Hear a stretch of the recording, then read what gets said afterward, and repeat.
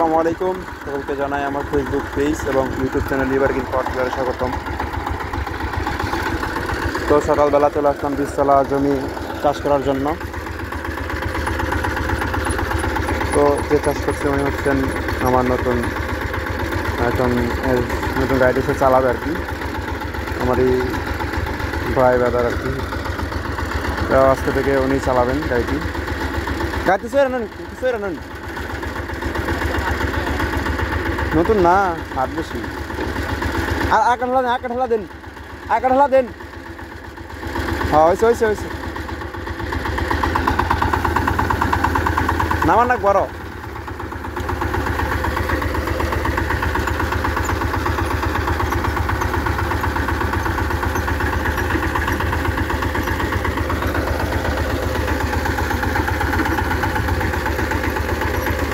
চলবো আর ওই যে পেঁয়াজ না,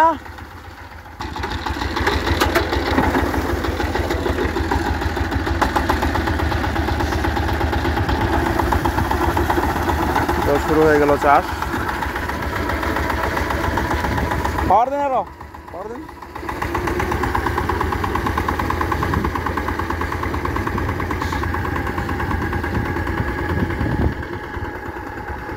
তো সে আগেও পাওয়ারটা চালিয়েছে, তবে এই 28 লাঙ্গল 25 ইঞ্জিন এটা সে এর আগে চালায়নি। সে আগে 18 ব্লেড 16 ইঞ্জিন 12 ইঞ্জিন চালিয়েছে। তো এটাই তার প্রথম 28 লাঙ্গল চালানোর অভিজ্ঞতা আর কি। আজকেই সে প্রথম চালাচ্ছে। আশা করি এবার ভালোই চালাবে এবং পারফরমেন্সটা ভালোই করবে সে।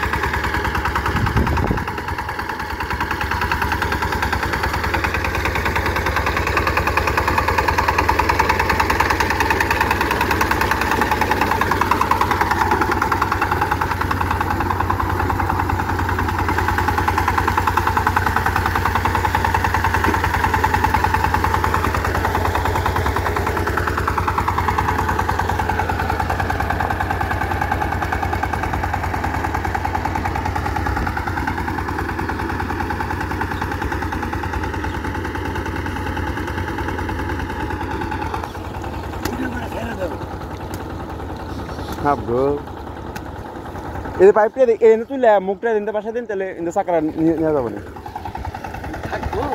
হ্যাঁ রাখুন। তো অনেকে বলেন যে এটা নাকি চাষ চুরি 28 লাঙ্গলের চাকায় ধরলে। বাইরে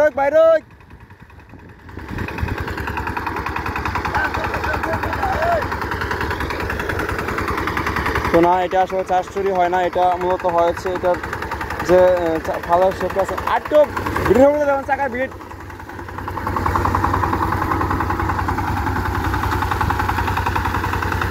তো যেটা বলছিলাম আর কি, এটা চাষ চুরি হয় না ভাই। এটার 28 লাঙ্গল যেহেতু এটার অনেকটুকু জায়গা জুড়ে, অনেকটুকু স্পেস জুড়ে মাটিটা কেটে যায়।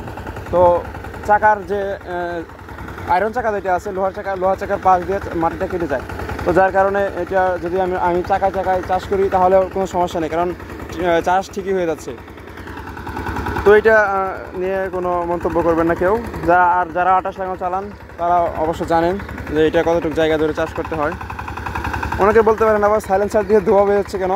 আসলে না ভাই, সাইলেন্সার মূলত হয়েছে কি, সকালবেলা যখন আমি গাড়িটা বের করি তখন ওই সাইলেন্সারের উপরে কিছুটা তেল পড়ে যায়, যার কারণে ওই তেলগুলো পুড়ে এই ধোঁয়াটার সৃষ্টি হচ্ছে।